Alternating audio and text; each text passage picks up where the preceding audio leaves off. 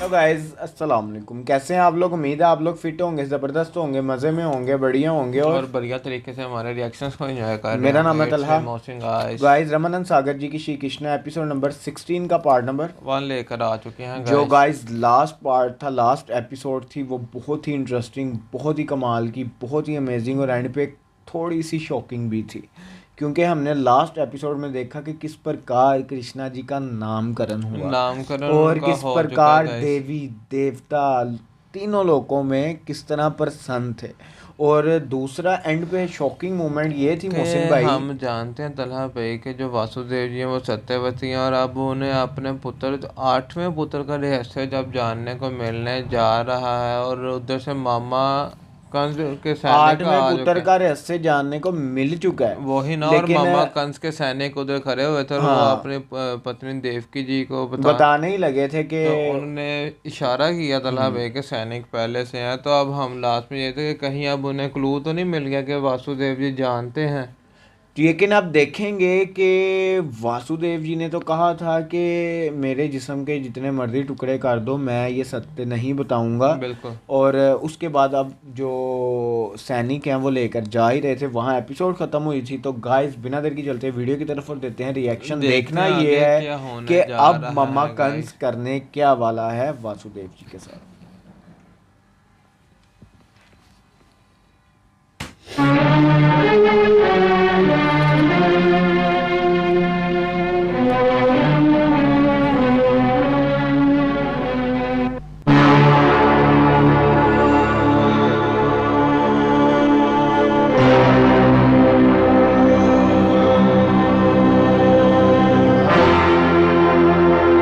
आ गए हैं ये मम्मा कंस के महल में।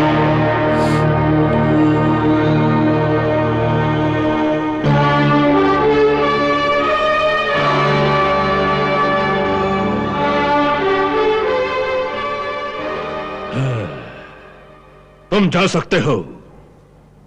जो आज्ञा।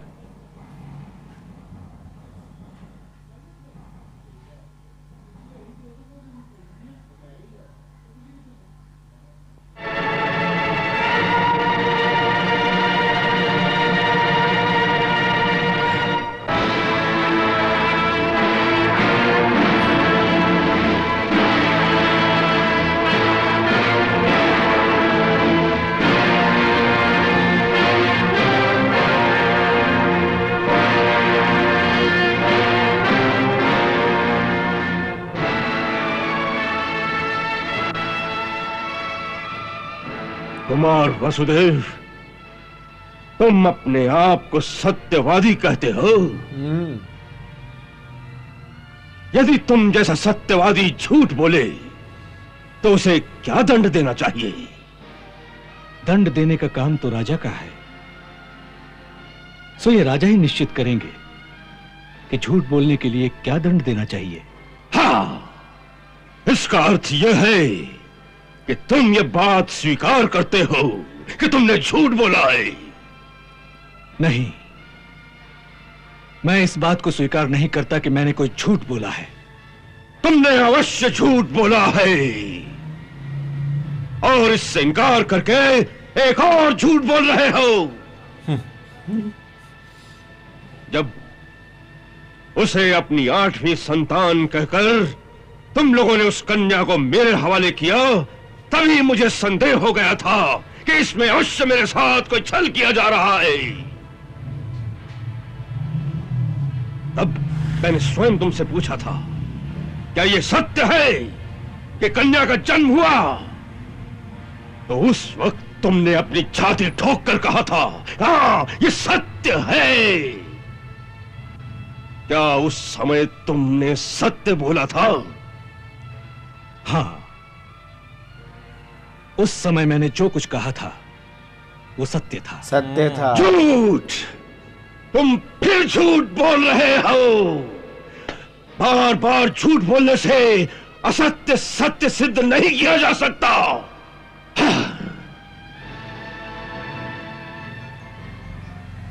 सत्य को सिद्ध करने की आवश्यकता नहीं होती महाराज। सत्य तो स्वयं सिद्ध होता है। और जो सिद्ध न हो सके वो सत्य नहीं होता, इस बात को तो मानते हो?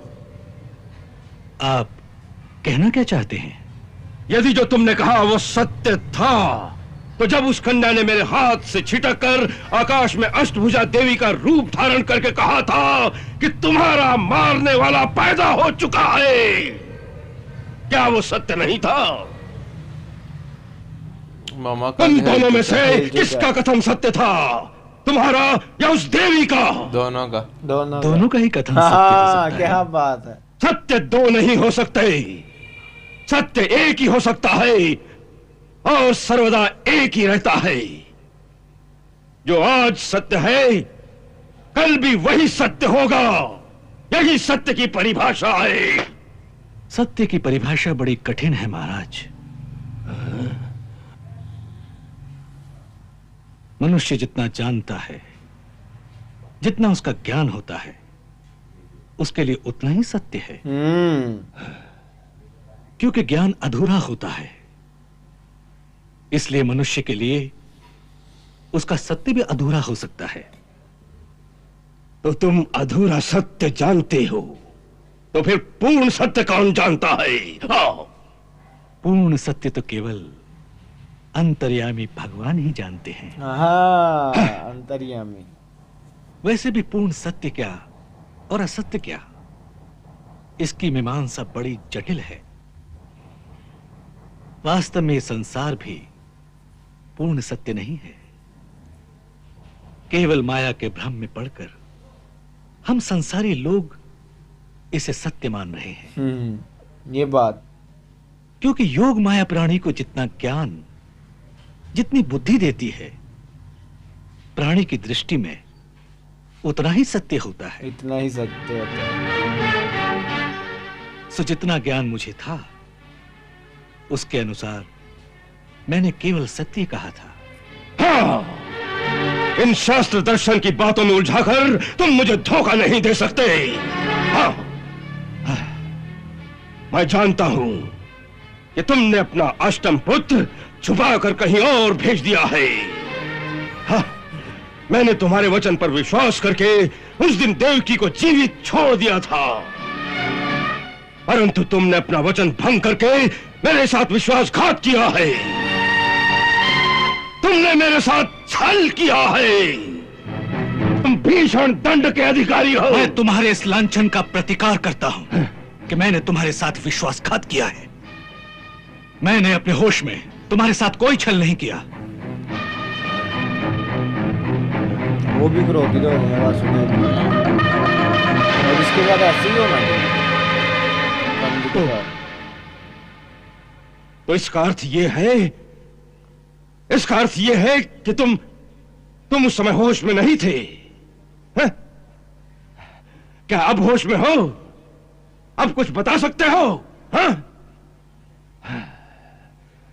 मैं अंतिम बार पूछ रहा हूं वसुदेव।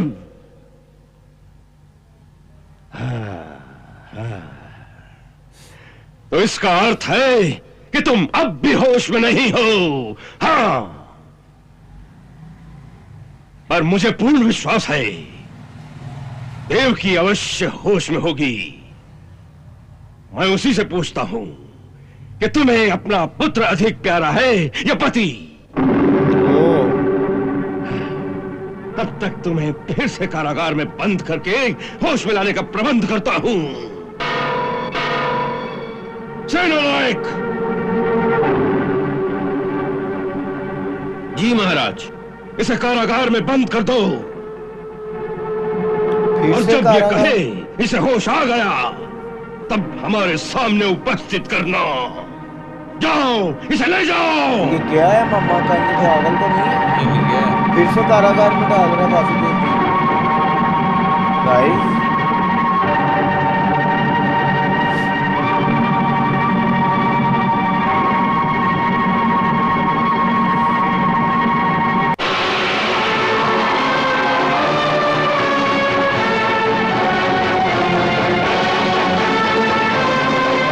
लेकिन उनको अपने साथ में काम कर रहे हैं।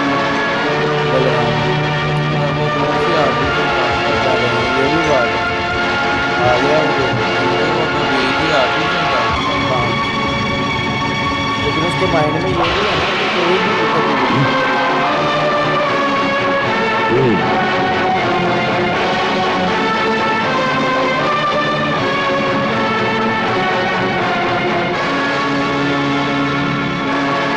देवकी,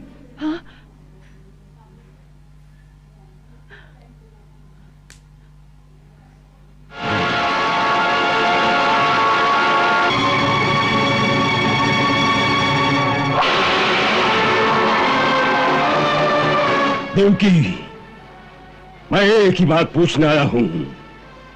क्या तुम्हारा 8वां पुत्र गोकुल में पल रहा है? 8वां पुत्र? मेरी बात का उत्तर दो। वो कृष्ण नाम का बालक जो नंद और यशोदा का पुत्र कहलाता है, क्या वही तुम्हारा 8वां पुत्र है जिसे तुम लोगों ने छल से वहां भेज दिया है? नहीं भैया, वो तो नंजी और यशोदा भाभी का ही पुत्र है। मेरा वो कुछ नहीं लगता। तुम भी अपने पति की भांति झूठ बोल रही हो। नहीं भैया, मैं सच कह रही हूँ। नंजी तो स्वयं आपके दरबार में इस समाचार देने आए थे। उनकी बहुत वर्षों की कामना भगवान ने पूरी की है। वो उन्हीं का पुत्र है। यही तो प्रश्न है। इतने वर्षों से जो कामना पूरी नहीं हुई, वो सहसा उसी दिन कैसे पूरी हो गई जिस दिन तुमने एक कन्या को जन्म दिया। ये तो संयोग की बात है। संयोग की नहीं, ये छल की बात है।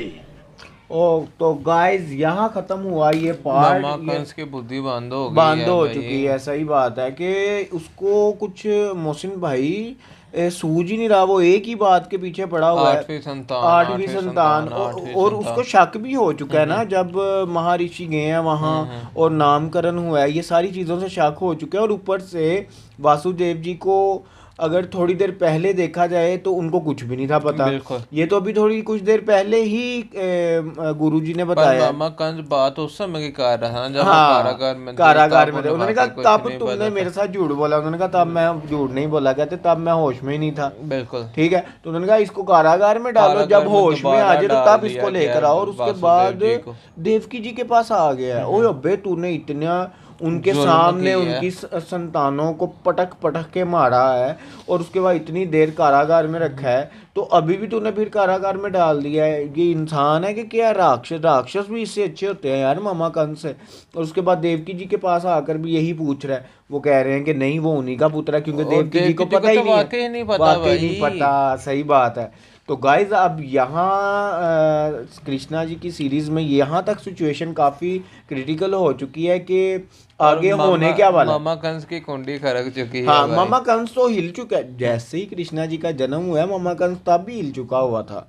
और बल्कि जब से भविष्यवाणी हुई है तब से हिल गया था। मैं तो हिला ही नजर आया। और गाइस अब नेक्स्ट क्या होने वाला है ये नेक्स्ट ही पता चलेगा। लेकिन सीरीज बहुत इंटरेस्टिंग हो चुकी है। अब ये देवकी जी के साथ क्या करने वाला है और वासुदेव जी को कब तक कारागार में रखेगा, इस चीज़ को भी हमने देखना है। और हमें गाइड ज़रूर करिएगा।